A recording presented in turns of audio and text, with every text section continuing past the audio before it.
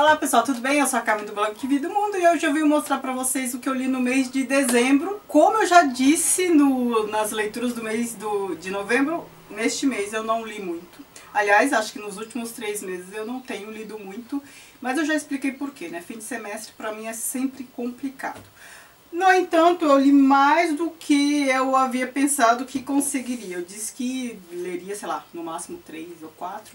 E eu li 5. São 5 livros pequenos, mas eu adiantei a leitura de alguns outros. Então eu também vou mostrar o que eu tô lendo, tá?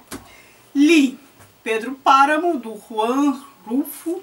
A minha edição está em espanhol e ainda bem, é uma edição boa porque tem muitas notas explicativas, muitas páginas prefaciais e muitas páginas pós-faciais que ajudam a gente a entender este livro.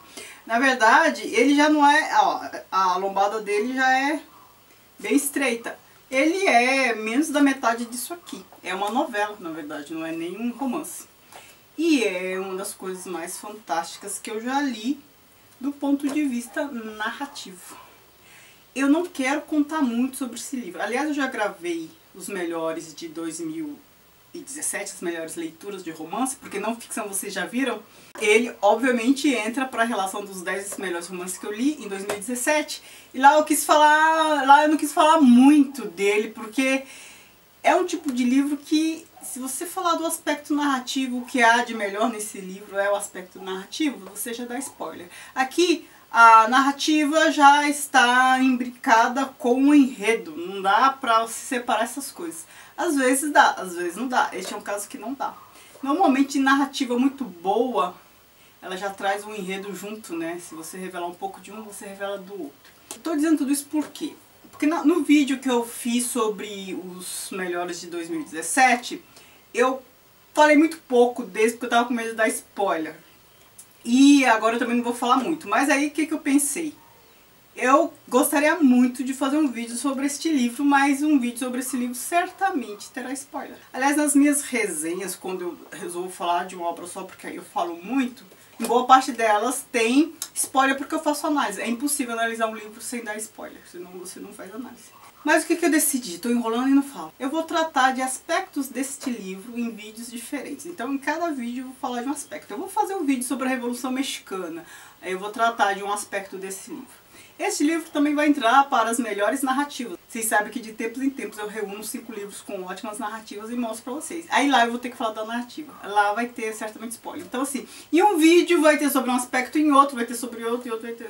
Então assim, é spoiler, mas não é assim da totalidade. Porque senão eu nunca vou poder incluir esse livro em lugar nenhum, né? E ele merece, ele é considerado um dos melhores do século XX. Mas eu vou falar só um pouquinho do que interessa agora. Que é a história de um filho que vai à procura do pai numa tal de Comala. É uma história mexicana, hein? A gente está no contexto mexicano. Ele prometeu à mãe, ao leito de morte, que iria buscar o pai. Iria procurar o pai que ele não conhecia nessa cidadezinha. Ele vai, chegando lá, ele encontra pessoas muito estranhas, assim, uma cidade meio desértica, pessoas, assim, muito esquisitas, ecos e tudo mais. E aí ele vai conhecendo aos poucos a história do pai. Este livro, no meu entendimento, é uma alegoria sobre a Revolução Mexicana. Então, quando eu falar da Revolução Mexicana, eu vou tratar deste livro com mais pormenor. Quando falar das narrativas, aí eu vou dar o spoiler maior desse livro, porque não tem como. Então, eu já estou avisando, hein? Não reclamem depois. A Epopeia de Gilgamesh é um poema anônimo. Este texto é o mais antigo de que se tem notícia da nossa literatura. Eu ia falar ocidental, mas eu nem sei se é só ocidental, hein? Talvez seja mundial. Há registros que evidenciam que partes deste texto foram escritas há 2000 anos antes de Cristo. Ou seja, 20 séculos antes de Cristo. É muita coisa. Então não se tem notícias de texto mais antigo que esse. Aqui é um poema da Babilônia, enfim, aquela região ali, e fala do Gilgamesh, que era um semideus, né? Ele era, acho que, 2/3 deus e 1/3 homem, e as suas aventuras com o amigo Enkidu. E aqui a gente vê vários mitos que a gente percebe na Bíblia. Não vou falar mais desse livro, vou fazer um vídeo só sobre ele e aí muito provavelmente eu vou relacionar com mitos da Bíblia, com passagens da Bíblia. E aí lá eu vou especificar mais, porque é um livro riquíssimo que ajuda a gente a entender muita coisa do nosso imaginário.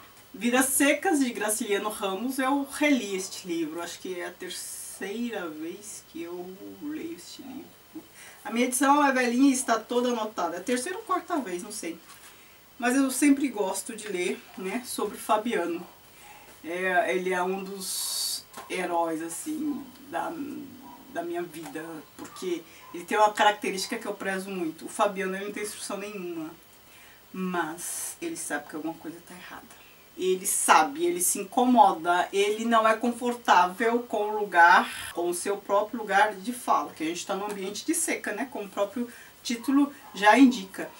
E ele se sente desconfortável, ele não tem instrução nenhuma, não sabe verbalizar, não sabe articular, mas ele se rebela, ele fica indignado a seu modo e ele não se sente aderente. Então ele não é um tipo resignado. Embora ele não saiba sair daquela situação de miséria, ele sabe que ele é vítima de uma situação maior e que não deveria ser. Eu acho que isso já é suficiente para um contexto como este, né? Porque a maioria não tem essa percepção. Aqui no Brasil a grande maioria é resignada, eu acho, eu arrisco a dizer, assim, pelo que eu conheço, né? E aqui a gente tem personagens secos, como a vida que eles levam, né? A gente pode até pensar, nossa, parece naturalismo, né? Daquele determinismo. Mas não é. É muito difícil. Eu não sou determinista, né? Eu acredito no livre-arbítrio. Mas não dá pra negar que o meio influencia. Ou se influencia. E é aqui o episódio famoso da baleia, né? Da cachorra-baleia, que parece mais humana que os seres humanos. Mas enfim. Eu li recentemente Infância, do Graciliano Ramos. E é engraçado que lá ele vai traçando, né, os tipos, os personagens, ele está narrando a própria infância, então é autobiográfico. Então o pai, a mãe e tal, e a gente vê aqueles tipos aqui, né? Ele vai repetindo, vai reproduzindo os tipos que marcaram a infância dele, né? A personalidade dos pais. Os sofrimentos do jovem Werther, que também é uma releitura, né? Assim como Vidas Secas. Aqui é aquela história do jovem Werther que foi apaixonado pela Carlota e aquele amor romântico, né, que eu já falei pra vocês, eu não sou tão fã de romances românticos, eu gosto mais de poesia romântica. Mas esse livro foi muito importante porque ele causou uma onda de suicídios na Europa. Por quê? Bom, acho que já não é segredo pra ninguém, né? Ninguém vai me acusar de spoiler se eu falar que o Werther se mata. Ele se mata diante da impossibilidade de se casar com a Carlota, a moça, porque ele era apaixonado. Ela se casa com outro. E aí tem todo aquele drama de ele preparar a morte e mandar recado, não sei o que, causa todo aquele dramalhão, sabe? E ele se mata diante da impossibilidade de viver uma relação amorosa com o amor da sua vida. Por que esse livro foi importante? Porque causou uma onda de suicídio. Ora, porque antes disso, as pessoas só se casavam por arranjos, né, sociais, econômicos, então assim, reunir fortunas e tal, né? Até hoje muita gente se casa por esses motivos, hein? Não sejamos hipócritas. Então assim, casam-se com a pessoa com o mesmo nível social. As pessoas com mais dinheiro costumam ter menos liberdade para escolher seu par, né? Porque elas têm que se preocupar com a fortuna, com o nome, com diferenças étnicas, coisa que os pobres nem sempre, não estou falando que o pobre não se preocupa, coisas que os pobres nem sempre se procuram. Isso não é questão, única e fortuna, né? Não há que se falar isso. Que nome? Também não há que se falar isso. Mas aqui a gente está nessa situação em que as pessoas até então se casavam para unir fortunas, conchavos, alianças e tudo mais. E aí ele causa uma onda de suicídio, por quê? Porque aqui o personagem principal se mata diante da impossibilidade de concretizar seu amor. Ele não poderia se casar com a Carlota porque ela se casou com outro. Aí ele se mata. Então assim, isso era impensável na época. Pelo menos em romance, porque talvez houvesse casos isolados, casamentos assim por amor. Mas aí quando a coisa se torna pública, assim, documentada, vira modelo a seguir, né? E foi o que aconteceu. E o último que eu li, está em e-book, né? Afinal de contas eu falei que li 5, foi Vários Contos, do Kafka. É um livro bem pequenininho, com contos bem pequenininhos, e Kafka sendo Kafka, né? Lidando com absurdos, com a falta de sentido, com a situação sufocante e asfixiante, né? Todos os contos têm essa tônica. Eu tô para fazer O que Esperar de Kafka. Então, é por isso que eu tô lendo Kafka e tô lendo outro livro. Aliás, já vou mostrar o que eu estou lendo.